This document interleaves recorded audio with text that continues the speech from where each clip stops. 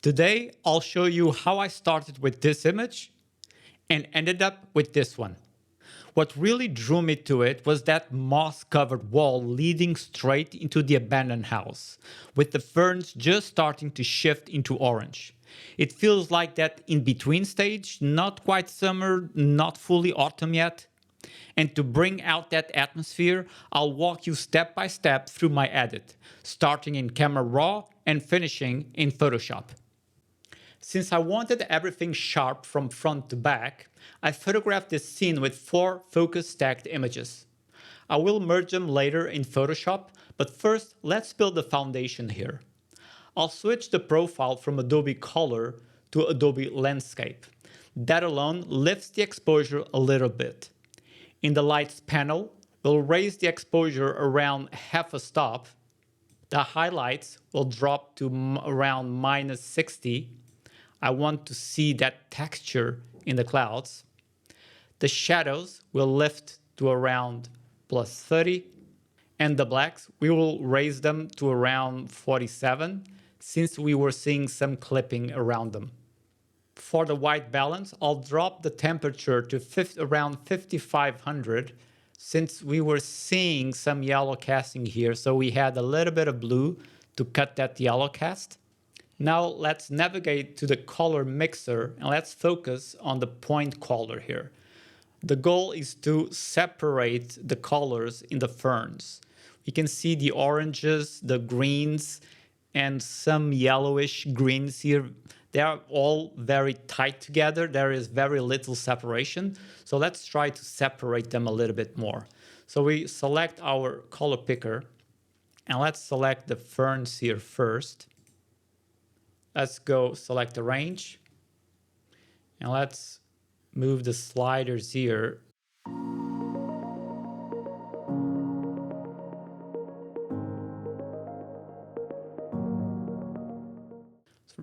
Disable range. So let's raise the hue to the green side to around +28. And let's raise the luminance here to around +7. Let's see, before, after. It's a very slight difference, but we can see it. Now let's pick another color. And this yellowish, greenish fern that exists here, which seems more brown than green or yellow, but anyway. So let's select range and see what we are targeting.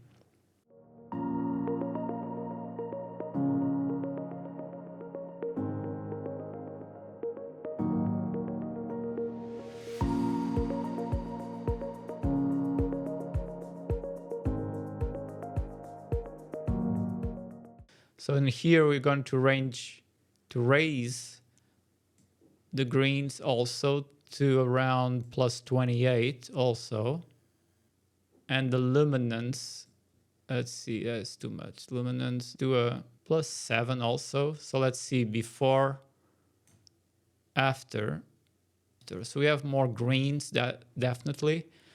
Let's pick now the orange color. Let's see our range.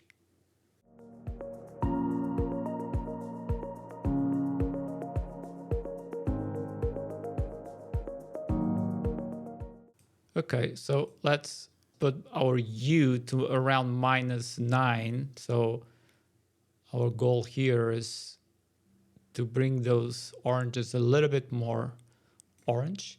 Let's raise the luminance around 7 also. So let's see, before, after. If we zoom in to 100%, so you can see before and now after.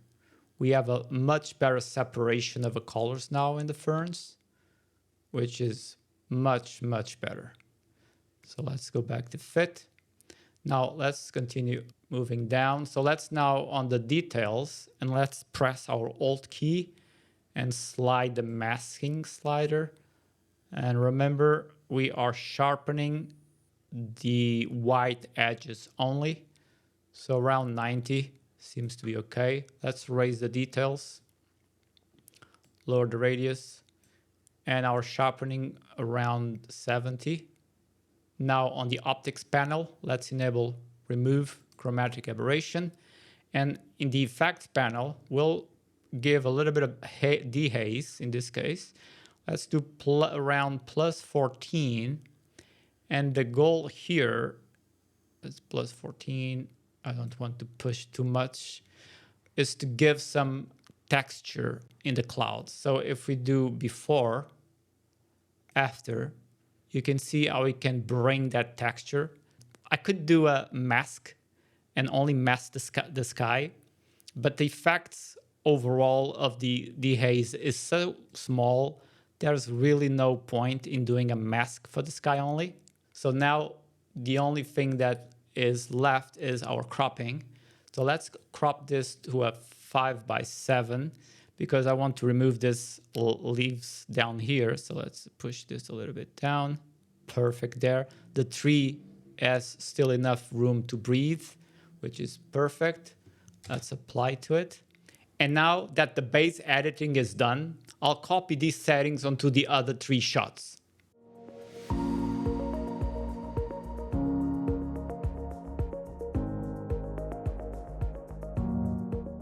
With everything synced, we're ready to move into Photoshop. And if you're enjoying this so far, don't forget to subscribe.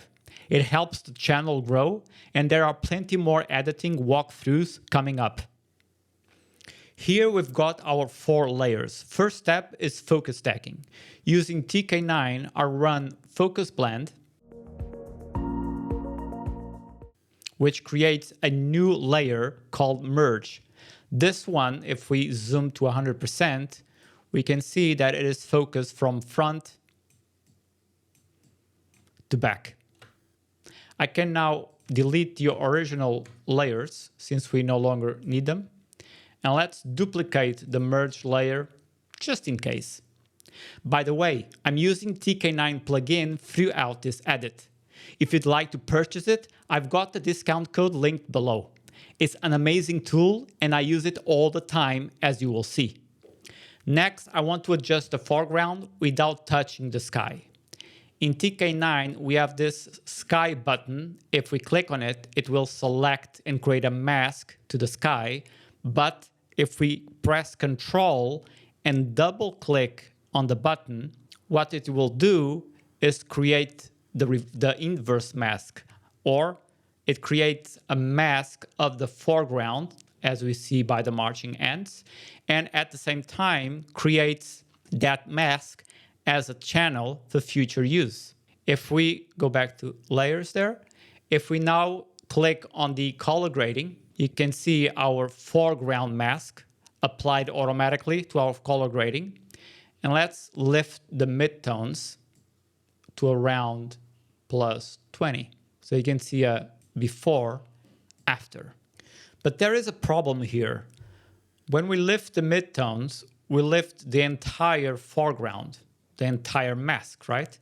But I didn't want to touch this side of the wall. I want this side of the wall to continue to be a little bit darker. So one solution here is to use the mask calculator in TK9. So let's click on the mask calculator. We can already see our foreground mask here. Let's select it and let's make that foreground into a layer mask. Now let's click on our lasso tool and let me switch from my pen. I always forget to switch to my pen because it's a lot easier. And let's do our selection here of the outside.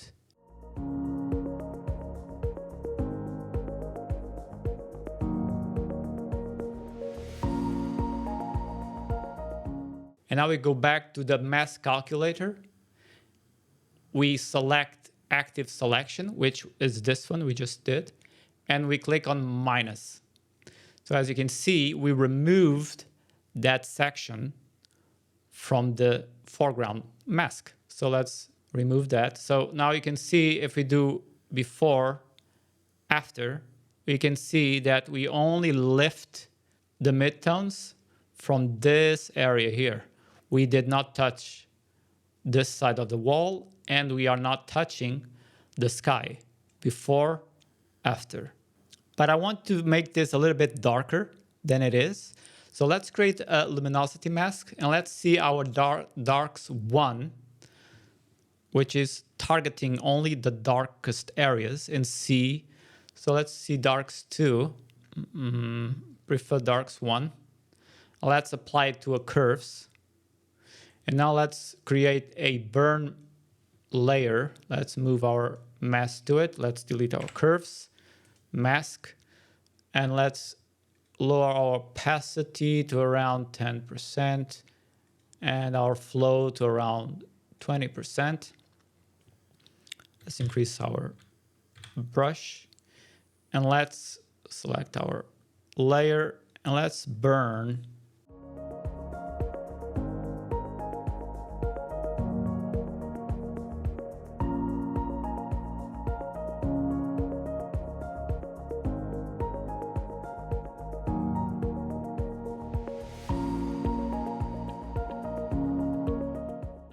See before, after.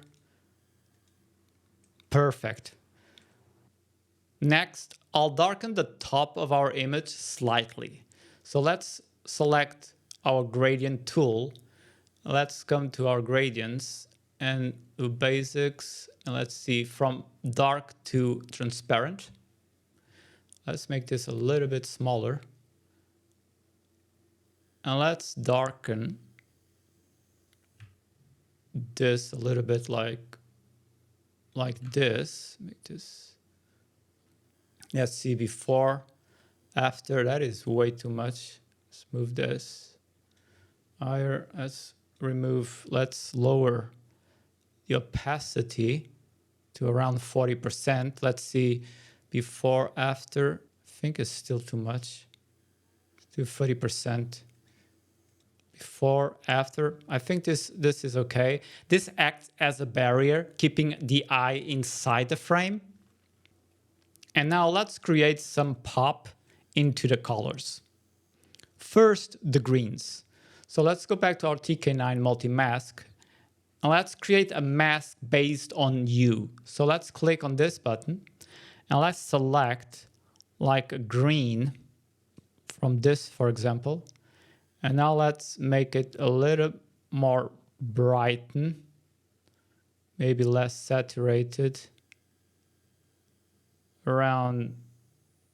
maybe around here. Click OK. And you can see here how, let's make a little bit more so we can target a little bit more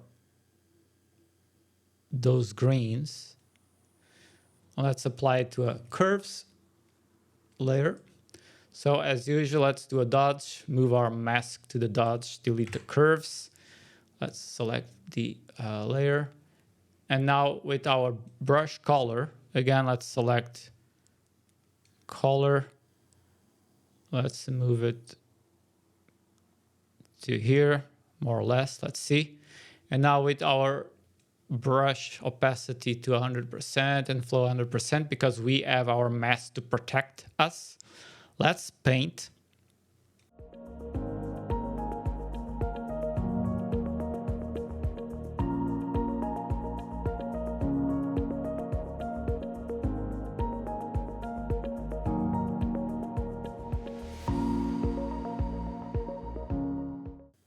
So this is obviously way too much. Right, so let's lower the opacity to 50%. Let's do before, after. It gives a nice pop to the color. Maybe 50% is way too much. Let's do 40. Let's see, 40. Kind of difficult. Let's do 45. Let's keep in the middle there. That's 45. Okay, it does pop a little bit. Now let's do the same. But now let's select the oranges and click OK. So now we are only applying to the oranges, but I'm guessing we're probably selecting some greens there, although we shouldn't. Okay, we adjust here the color. So I think we are better now. So let's apply to curves. Let's do a dodge. Move our mask. Delete the curves. Now color brush. Again, select a orange. Let's pop like to here, probably. We'll see later. So let's now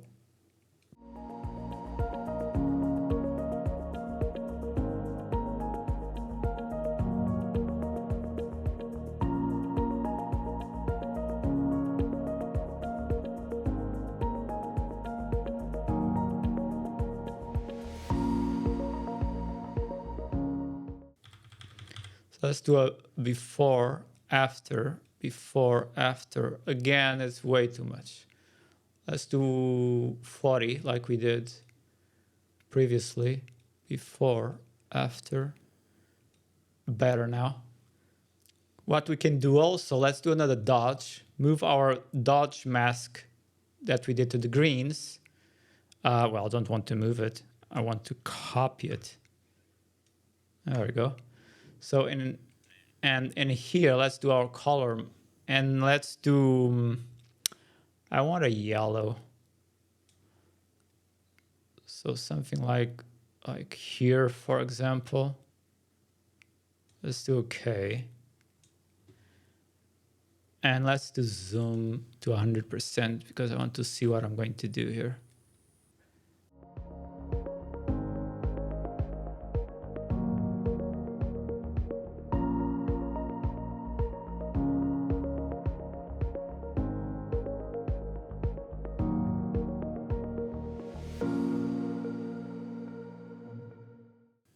Okay, now let's move that to 0% opacity and let's build on it. Let's do a 16% and see what we get.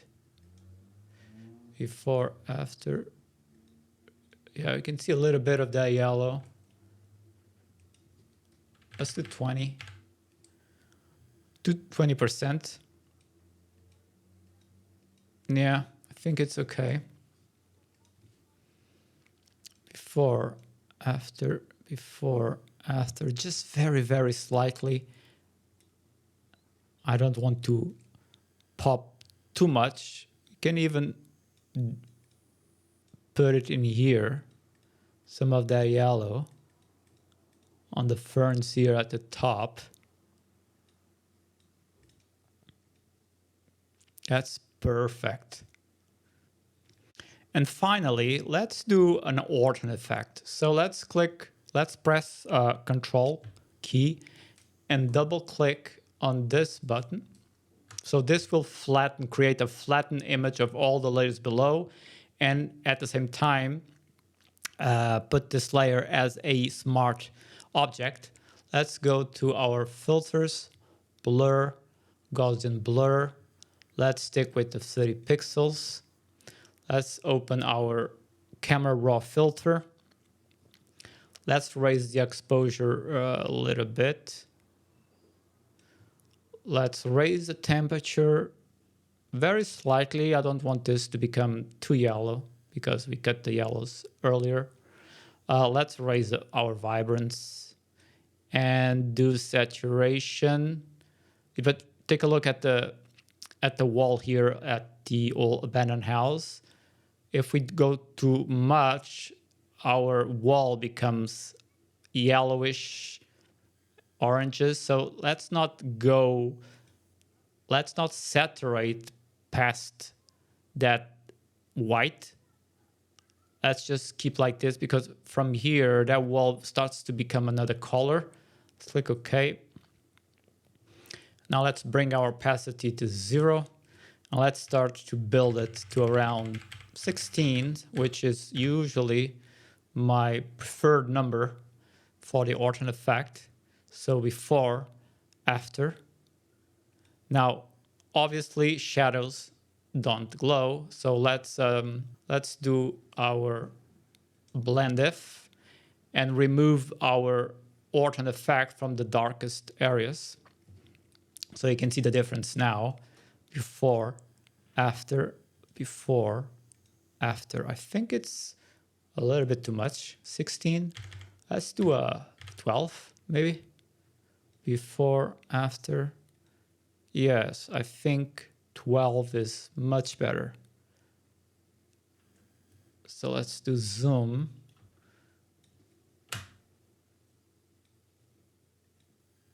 You see the wall in the house is becoming slightly yellow, but I don't think that's a big problem. Let's do before, after. I'll let it glow a little bit. I think it's too much.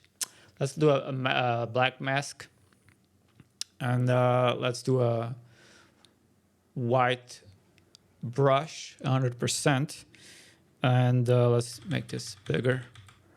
And so let's...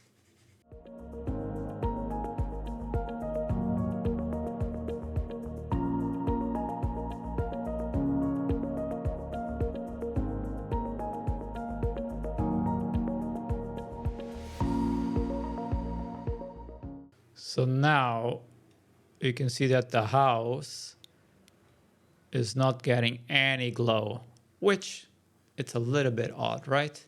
So let's do properties and let's lower that density of the mask. So you can see that we can play the density with the density of the mask.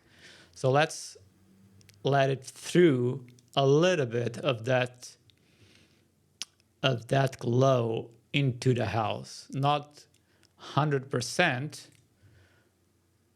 Let's do 60, 70, let's do 60. So now you can see a little bit of glow hitting that wall of the house. 60 is too much. Let's do 70. I know I'm being a little picky here, but there we go. So perfect. Well, not yet perfect. Now that I'm looking at the image, I feel the colors are a little bit too saturated. So let's go to the TK Multi-Mask. Let's open this tool, which shows the most saturated colors. So this is saturation 1, which the mask is covering way too much. Let's see what saturation 2 does. So you can see saturation 2 really focus on the rocks here on the wall and some of the ferns, where I'm seeing where colors are more saturated, which I'm not really fond of. So let's edit this mask and let's open a little bit those, maybe like that.